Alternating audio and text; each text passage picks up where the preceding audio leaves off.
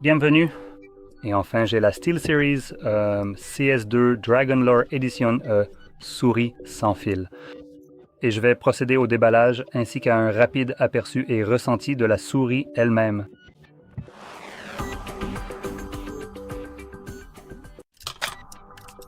D'accord. Alors, en prenant un couteau, ouvrons-la.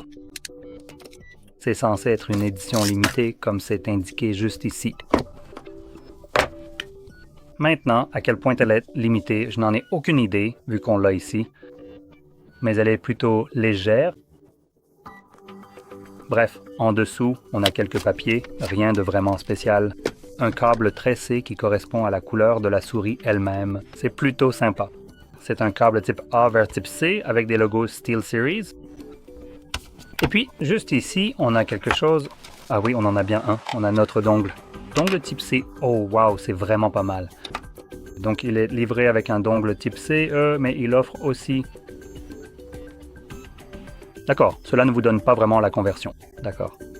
Donc, vous pouvez le faire de cette façon et de cette façon si vous avez besoin du type A. Donc, je suppose que c'est à cela que vous utiliseriez le câble. Si vous avez un endroit comme un... Ok, c'était un peu éraflé.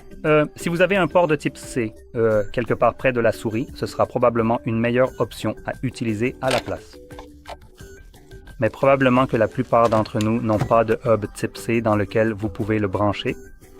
Maintenant, sur la souris elle-même, tout à l'avant, nous avons un port type C pour la recharge. Elle est équipée d'une batterie intégrée et également en dessous, nous avons un commutateur 2,4 GHz, Bluetooth et aussi une position off. Donc, elle prend évidemment en charge le Bluetooth si vous en avez besoin, ce qui la rend en fait polyvalente. Une autre chose ici, c'est qu'on peut distinguer vaguement un tas de LED ou genre de trucs RGB juste là. Je ne l'ai même pas encore allumé, mais je peux déjà un peu deviner ça. Alors, basculons simplement l'interrupteur et voyons-la s'illuminer. Oui, voilà. Qui l'aurait cru? Donc, personnellement, pour une souris, je trouve le RGB totalement superflu, car le RGB consomme quand même pas mal de lumière. Donc, tout type de... ou plutôt pas de lumière, mais une bonne partie de la batterie. Donc tout type d'éclairage comme celui-ci va consommer beaucoup plus la batterie de votre souris de façon significative. Donc si vous le pouvez, je recommanderais probablement de désactiver ça si vous voulez profiter d'une expérience sans fil le plus longtemps possible. Maintenant, en ce qui concerne la sensation de la souris, ce n'est pas ce qu'il y a de mieux. Le style de la souris, ou plutôt la peinture en édition limitée, ou peu importe comment vous voulez l'appeler, la rend un peu trop lisse à mon goût pour une souris. Donc on a juste l'impression que c'est un plastique très poli, presque trop, ce qui n'est pas très agréable. C'est juste une question de préférence personnelle. Mais en ce qui concerne la glisse, les patins en dessous font plutôt bien leur travail pour offrir le moins de résistance possible, même quand on appuie dessus. Donc, elle est assez facile à déplacer. À part ça, la forme est ce que je considérerais comme presque standard en termes de design. Vous pouvez voir rien de vraiment sophistiqué. C'est aussi une souris pour droitier. Donc, vous avez les boutons sur le côté gauche ici. Donc, vous ne pourriez pas vraiment l'utiliser avec la main gauche. Il n'y a pas de boutons et il est assez difficile de les presser avec l'auriculaire. Donc, une souris pour droitier, du début à la fin. Et à part ça, c'est juste une souris. Voyons maintenant rapidement s'il est indiqué combien de DPI elle a et tout ça. C'est une souris de jeu, donc je peux déjà m'attendre à ce qu'elle ait probablement quelque chose comme 18 000 DPI ou quelque chose d'aussi exagéré. Voyons voir. Nous avons un capteur TrueMove Air, 18 000 DPI. Donc j'avais raison. Alors, vitesse maximale, 400. IPS, poids de 40 grammes, taux de sondage de 1000 Hz, 6 boutons programmables, durée de vie de 80 millions de clics, USB-C, filaire 2.4 et Bluetooth. Fonctionnalité, autonomie de la batterie jusqu'à 80 heures et 200 heures, éclairage par défaut. Je ne suis pas vraiment sûr de ce à quoi ils font référence avec éclairage par défaut, mais je suppose ici que les 200 heures correspondent à l'autonomie lorsque l'éclairage est éteint, ce qui rejoint évidemment ce que je disais plus tôt. Si vous pouvez éteindre les lumières, vous aurez une bien meilleure autonomie de batterie. Et ici, vous pouvez voir si j'ai raison à ce sujet. Si l'on pense que c'est avec ou sans l'éclairage, nous obtenons plus du double de la durée de vie de la batterie. Donc c'est une augmentation significative. Il est également indiqué que c'est une souris pour droitier, comme je l'ai mentionné. Finition mate. Ok, c'est mat. Ce n'est pas entièrement brillant, mais bon Dieu, c'est mat. On peut un peu entendre le plastique comparé à celui-ci. Celui-ci a une finition beaucoup plus lisse et pour une raison quelconque, il donne presque une impression de produit bon marché. Oh, j'ai dit plutôt que c'était 40 grammes. C'est 40 grammes, ce ne sont pas des grammes. Donc ici, pour une raison quelconque, l'accélération maximale, je ne sais pas qui peut atteindre 40 grammes en la déplaçant, mais apparemment, ils l'ont testé pour ça. Donc, oui, c'est un peu étrange et je n'ai jamais vraiment vu quelqu'un indiquer la vitesse d'accélération de NG spécifiquement, donc c'est bizarre.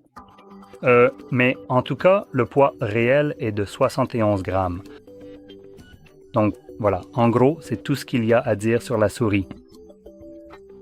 En général, ça reste sérieux, donc si vous avez déjà un écosystème, vous serez probablement content d'avoir une telle souris, car elle s'intégrera simplement à l'écosystème, un peu comme ce que propose Logitech. C'est, je dirais, quelque chose de très pratique, un seul programme pour tout. Je viens de... Très bon. Mais si c'est votre premier type de choses et que vous êtes un peu indécis sur certaines choses, alors ce n'est peut-être pas le bon choix d'essayer d'entrer dans un écosystème avec quelque chose avec lequel vous n'êtes pas, en quelque sorte, totalement d'accord. À part ça, comme je l'ai dit, je n'ai pas vraiment vérifié le prix de cette souris. Il est toujours là, donc je ne veux pas vraiment vérifier, parce que ce ne sont généralement pas les choses les moins chères ou les plus avantageuses. Mais vous savez quoi? Je vais le faire. Donc, SteelSeries C. Voyons, je suis un peu déçu par le prix. Ça n'a pas l'air si mal. Ouais, en fait, ce n'est pas si mal. Waouh, je suis vraiment surpris. Cela coûte donc environ 125 $ pour cette souris. Maintenant, ça reste cher pour une souris, je dirais. Ce n'est pas une souris bon marché, et si vous cherchez juste quelque chose avec un bon capteur et qui soit simplement fiable, j'utilise par exemple ceci. C'est la G305, c'est une vieille souris. Ce truc-là a, je ne sais pas, 7 ans ou plus. Elle a été utilisée, malmenée, et elle fonctionne toujours très bien. Elle a, je crois, 14 000 dpi ou quelque chose comme ça. Elle n'a pas de Bluetooth, mais si on compare le prix, celle-ci est à 125. Celle-ci coûte environ 25. Donc, il y a quand même une différence de prix, et pour le prix que celle-ci coûte. Bon sang, est-ce que je suis satisfait de celle-ci? Pour le prix, c'est absolument incroyable. Et je tiens à dire que Logitech, en ce qui concerne leur technologie Lightspeed, qui n'est pas du Bluetooth mais utilise leur propre connexion propriétaire Lightspeed, a été vraiment irréprochable. Je n'ai presque jamais rencontré de problème, sauf si, par exemple, je me trouve à 4 mètres du dongle ou du récepteur, tout en obstruant la vue directe entre la souris et le dongle. C'est à ce moment-là que ça commence à poser problème, mais c'est généralement quand j'utilise genre la souris quand je suis au lit, en la couvrant avec ma jambe ou autre, donc c'est un peu compliqué. J'ai effectivement l'ordinateur branché à la télé, donc c'est comme si...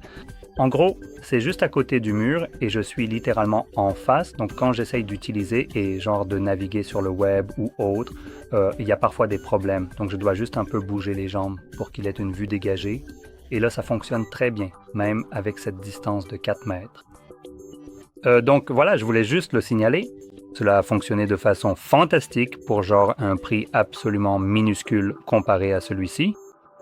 Et quand vous cherchez une souris légère, à peu près au même prix, vous pouvez trouver des modèles comme la Pulsar Mouse, que je trouve un peu plus agréable et qui semble plus légère, si c'est ce que vous recherchez, avec aussi une batterie intégrée. Il y a beaucoup de similitudes entre elles, c'est juste une marque différente et il n'y a pas vraiment de... C'est juste une édition limitée.